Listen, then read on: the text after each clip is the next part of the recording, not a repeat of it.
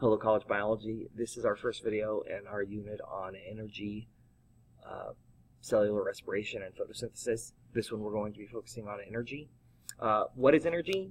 Well, energy is the ability to make a change to matter. What can change? Well, you can change the position of some matter.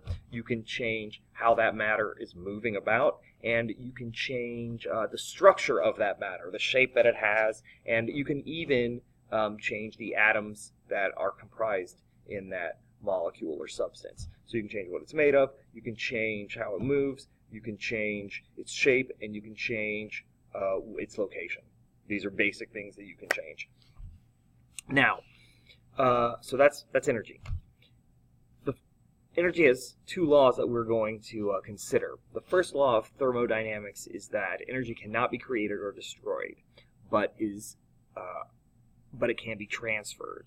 So that means that if a change occurs in matter, energy from somewhere was transferred to that system or within that system. So energy came from somewhere. We have to find out where that energy came from. And once the change occurs, the energy is somewhere. Maybe it left the system, maybe it's in a different form within the system, but the energy is somewhere. So you can track energy. You can find out where the energy is and what's happening to it.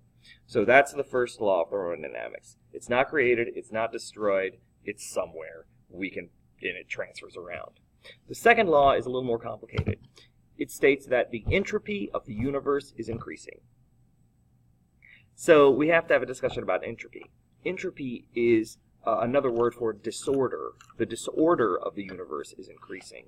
So how do things become disordered? Well, ultimately, over time, the most common energy transfer will be as heat to the environment. So heat has to do with how fast particles are vibrating or moving.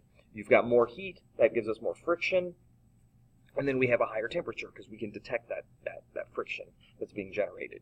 So more vibration, more heat in the environment.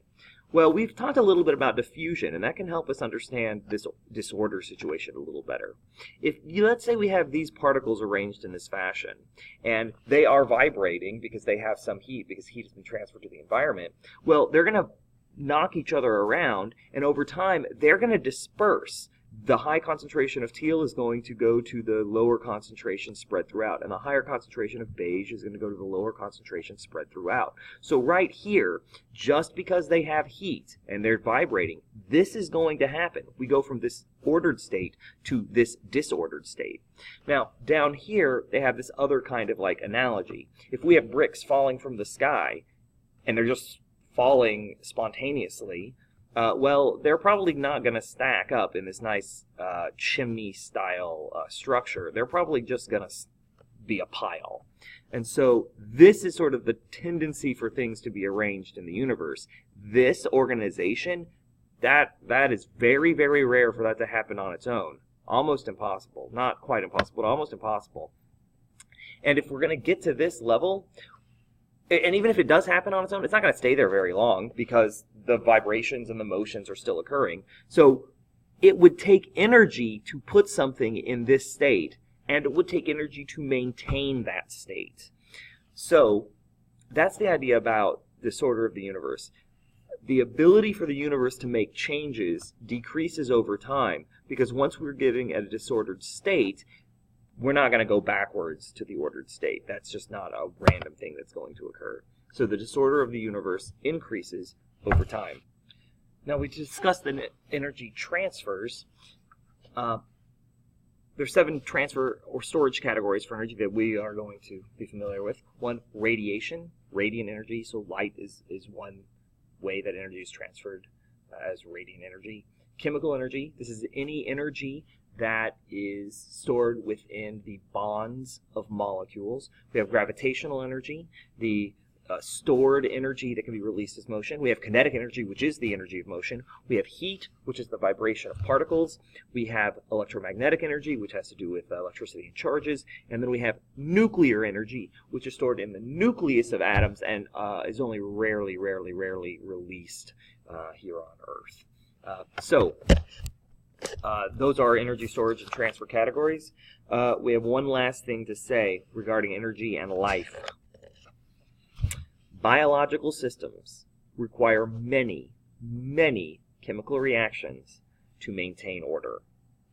This is us, man. We are this improbable organization of atoms. We're weird. And we have to maintain homeostasis to stay alive. So how do we do this? Maintaining homeostasis requires constant transfers of energy as heat to the environment, which means entropy does still increase in the universe. I am locally organized, but to maintain this order, I've got to take in energy from other places and transfer it out as heat in order to keep myself going. So I'm like an entropy battery for the universe. There is more entropy in the universe because I am living than there would be if I wasn't living. We could compare it to this pen. Now, if something came along like a meteor and hit this pen, it would shatter the plastic particles and the ink everywhere, and there would be an increase of disorder in the universe. But without an outside force, this pen is degrading very, very slowly. Very slowly. Me, I'm degrading super fast, and all these chemical reactions have to occur to keep me from degrading. So life looks like it conflicts with entropy because we are organized. But to maintain this order, entropy is way, way boosted. We are hastening the distribution of energy to the environment as heat. So that's our ideas for energy. I hope this helps. Struggle well.